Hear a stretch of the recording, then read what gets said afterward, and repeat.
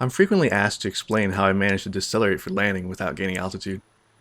In this episode of Art of Flight, I'll attempt to describe my technique, though the only way to master it, as with anything, is practice, practice, and practice some more. There are 3 stages to the landing approach: the bleed flare, the balance state, the final stage. A bleed flare is required to make it into the balance state. The balance portion is used to maintain desired speed and altitude while closing the distance to the actual landing site. The final flare is used to kill any remaining excess speed before touchdown. Depending on the situation and how well the first 2 portions are timed and pulled off, the final flare may be almost indistinguishable from the balance portion. We'll go through these one by one.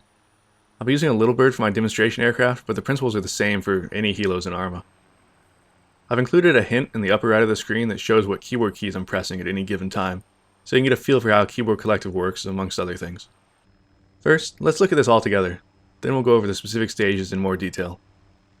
For this first example, I use a Takistani road as my stage, since it's easier for you to see altitude and speed up close like this. Travel in a helo typically has an aggressive forward pitch, like you see here. This is when you have full up collective and are pitched forward, translating that collective power into increased forward movement. The landing process begins as soon as you transition out of this travel phase, like so. You'll see my speed decrease as I take a more level pitch. This is a very precise bleed flare, as I have little altitude to work with. In short order, I balance out to about 100 or 110 km an hour, or thereabouts. This is the balance state. I maintain this up to the LZ area, slowing down slightly as I near it, then do a quick final turning flare and touch down.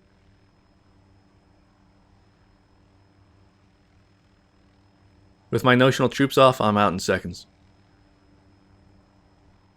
Here's another example that shows how this comes together when doing a diving approach into a landing zone. During the dive, you can see our speed climb to over 200. We want to bleed that off as soon as possible so that we can turn in for the LZ approach. As you can see, we do this by using down collective and some upward nose pitch until our descent rate and speed has become more manageable.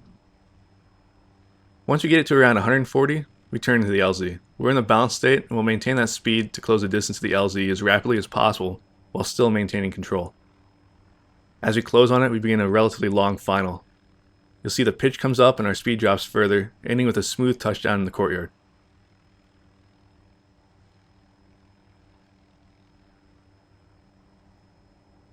Once again, troops off, get out of there, no reason to wait.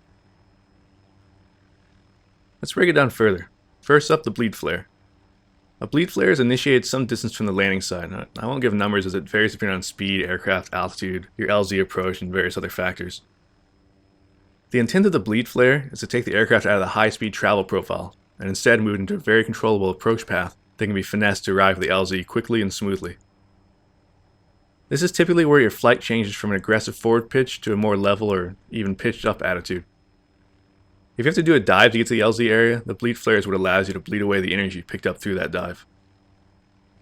The key to all of this is a careful relationship between aircraft pitch and collective.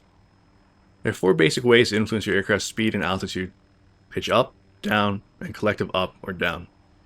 When traveling at speed, pitch controls your speed, while more significant pitch will influence your altitude. Combining slight nose-down pitch with up collective will result in an accelerating climb, whereas nose-up pitch with down collective will result in a decelerating descent. The trick to a bleed flare is to utilize opposing inputs to cancel each other out. In short, you begin to descend by doing down collective, then pitch up slightly. This pitch input causes you to climb, while the down collective causes a descent. The combination of the two in the right amounts will equal out and result in you slowing down without gaining altitude. This will quickly put you in the balance phase of the approach. Remember that there's a delay in the collective response. You'll likely need to hold down collective for a second or 2 before you can begin compensating with upwards pitch. The slower you are, the more you can pitch up without gaining altitude. The balance state is what you'll maintain for the remainder of the LZ approach.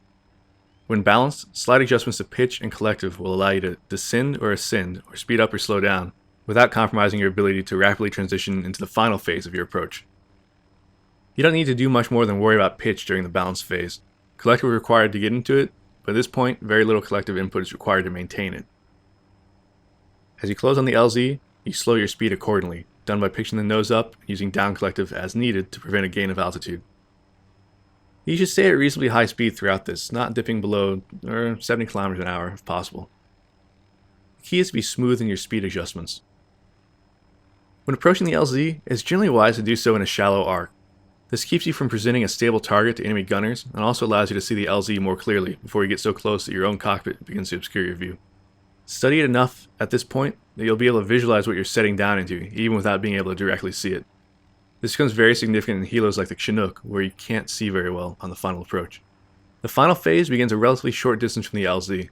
This depends on many factors, so I won't give exact ranges or anything, but let's say 150 to 300 meters is a reasonable distance for the Little Bird on a straight approach, while larger helos might need more distance. The final phase should see you at between 70 to 110 kilometers an hour to start, with a smooth and rapid deceleration as you close to the LZ. Being smooth is the key here. You're very vulnerable at low speeds, so you don't want to linger at them. You should transition from your 70 to 120 km/h approach speed to a landing in a matter of a few seconds. It's worth noting the types of landings that can be done. As long as you maintain a reasonably low descent speed and are on smooth ground, rolling landings are possible. Skidding sideways into an LZ also works in a pinch.